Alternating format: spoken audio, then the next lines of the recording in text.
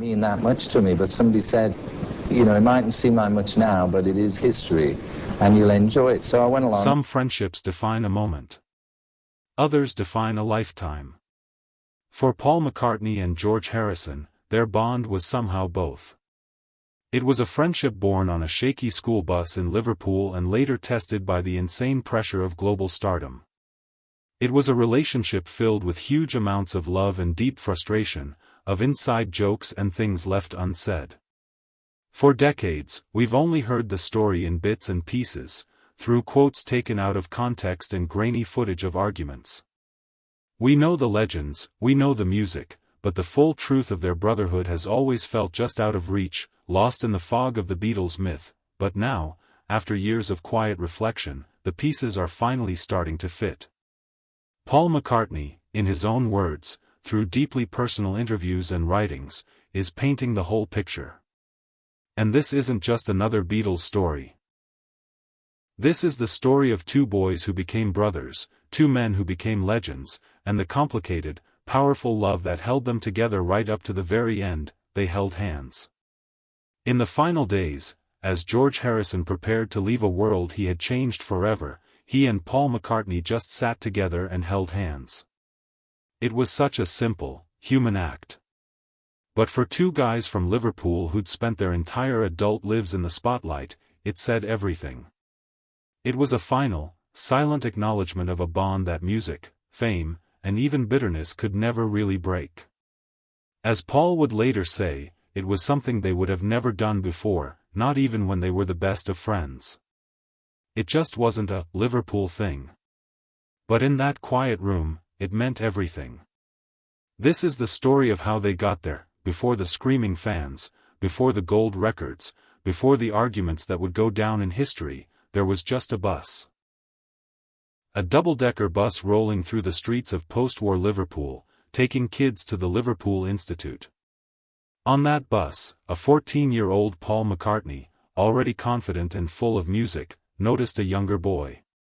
That boy, George Harrison, was a year behind him, quiet but with a fire in his eyes.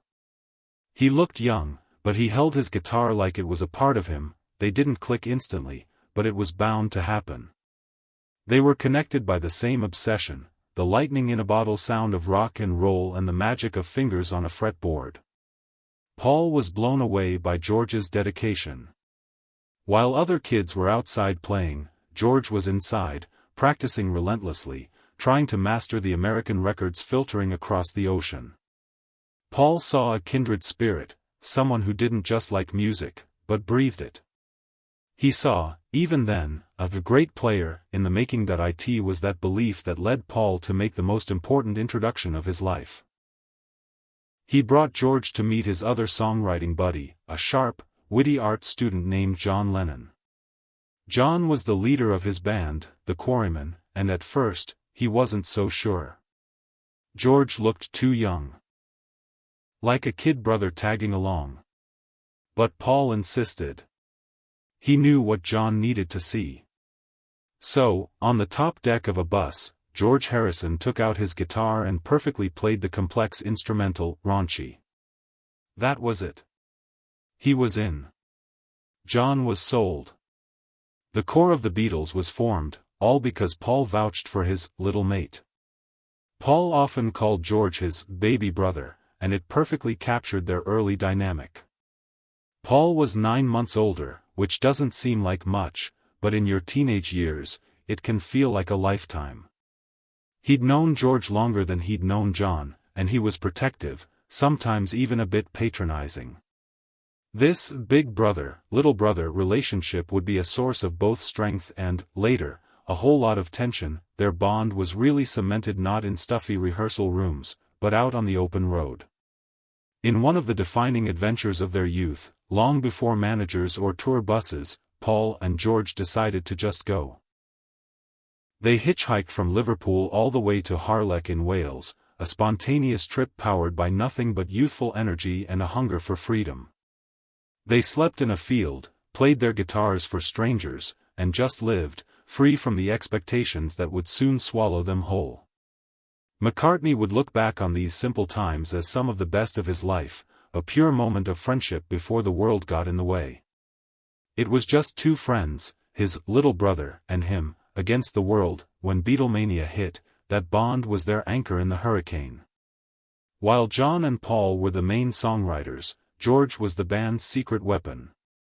His guitar playing, precise and always evolving, was the sonic glue holding their hits together. If a bandmate needed help with a part, they'd go to George, and he'd patiently show them. Their personal friendship was just as strong.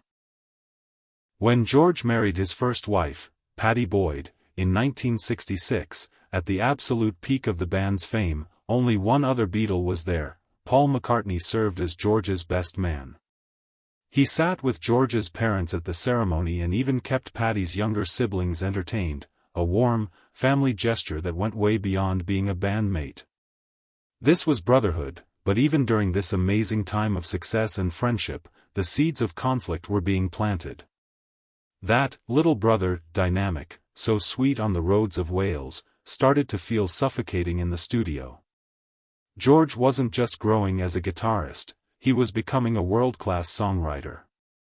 He was soaking up influences from all over, from Indian sitar music to the folk rock of Bob Dylan. He wasn't just the kid who played raunchy anymore. He was an artist with his own voice, and he was getting tired of being patted on the head. The storm that was coming wasn't caused by one big thing, but by a slow, creeping realization. The little brother was all grown up, and he was demanding to be heard. The mid to late 60s were an incredible creative whirlwind for the Beatles, but for George Harrison, it was also deeply frustrating. The band's projects, like Sgt. Pepper's Lonely Hearts Club Band and Magical Mystery Tour, were becoming more and more ambitious, and they were almost entirely driven by Paul McCartney's vision. For George, who was starting to write some truly beautiful and profound songs, getting them on an album felt like a constant fight. He'd bring his songs to the sessions only to feel like they were being pushed to the side, treated as filler for the main Lennon-McCartney show. Paul, who had taken on the role of the band's unofficial musical director, could be a perfectionist, and that perfectionism sometimes came across as dismissive and controlling. George felt like Paul wasn't just telling him what bass line to play, he was telling him how his own songs should sound. Pattie Boyd, George's wife at the time, saw how much it was hurting him, recalling that George found Paul difficult, and that they just didn't seem to like each other's personalities during this time. There's a now famous moment from the Let It Be documentary that captures this tension perfectly. As Paul tries to tell George exactly how to play a guitar part, a tired and resentful George finally snaps. "I'll play, whatever you want me to play, or I won't play at all if you don't want me to play. Whatever it is that will please you, I'll do it." It was a moment of raw, painful honesty. The friendship of the Liverpool bus rides had been replaced by a power struggle under the harsh studio lights. The band's trip to India in 1968 should have brought them together, but it just showed how far apart they were growing. The retreat was driven by George's sincere dive into Eastern philosophy and meditation. It was a path that gave him a sense of peace that Beatlemania could never offer.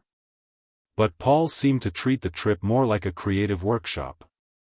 While George was deep in meditation, McCartney was churning out songs for the White Album. George felt like his spiritual journey, which was so central to his identity, was being treated like a gimmick by Paul. The divide wasn't just about music anymore, it was spiritual. Things finally boiled over during those tense Let It Be sessions in January 1969. After yet another argument with Paul, George Harrison did the unthinkable: he quit the Beatles. He just walked out, saying, "See you round the clubs." For a short time, the biggest band in the world was a trio. He was so fed up with being creatively smothered and condescended to that he was ready to leave it all behind. The day he quit, he went home and wrote "Wah Wah," a song that sounds like a massive headache put to music. A direct blast at the negativity and ego clashes he was running from. He did come back to the band, but things were never quite the same. The trust was broken. In a 1974 interview, years after the official split, his bitterness was still raw. When asked if he'd ever work with McCartney again, he was Brutally honest, he'd join a band with John Lennon any day, but not with Paul McCartney. He said Paul was a fine bass player but was a bit overpowering. The little brother was publicly declaring his independence, but even through all this conflict, you could still see glimmers of respect. George finally got his ultimate validation with the band's last masterpiece, Abbey Road. The songs he brought to the table, Something, and Here Comes the Sun, weren't just good, they were instant classics. His bandmates, including Paul, had no choice but to admit his genius. McCartney himself has talked about how proud he was of those songs, noting that even legends like Frank Sinatra called Something one of the greatest love songs ever written. In a conversation with John, Paul even admitted, "I think that until now, until this year, our songs have been better than George's. Now this year his songs are at least as good as ours." It was a typical backhanded compliment, but it was an admission all the same. The power dynamic had finally shifted. George Harrison had spent years fighting for his place at the table, and with Abbey Road, he'd proven he could build a better one all by himself. The breakup of the Beatles was messy and painful, like a public divorce played out for the whole world to see. Lawsuits were flying, and harsh words were exchanged in the press. For a while, it seemed like the brotherhood that had defined Paul and George's youth was gone for good. Through the 70s and 80s, their relationship was distant. They were friendly, but from a distance, connected by history but separated by old wounds, but time has a way of smoothing out the roughest edges. John Lennon's tragic death in 1980 was a shock that forced the surviving Beatles to face their own mortality and how precious their shared past really was. In the wake of that tragedy, George wrote All Those Years Ago, as a tribute to John. He asked Paul and Ringo to play on the song, and for a short, powerful moment, the three remaining Beatles were making music together again. It was a huge step toward healing. The real reconciliation, though, happened during the anthology project in the mid-1990s. The three of them got together to tell their own story, go through old footage, and, most importantly, make music one last time. They took some of John's old demos and turned them into two new Beatles songs, Free as a Bird and Real Love.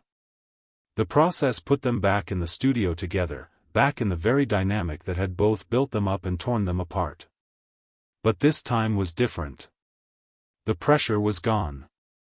They were just friends again, reconnecting through the music that had always been their shared language. In the years after this reunion, the true depth of their enduring love really shone through.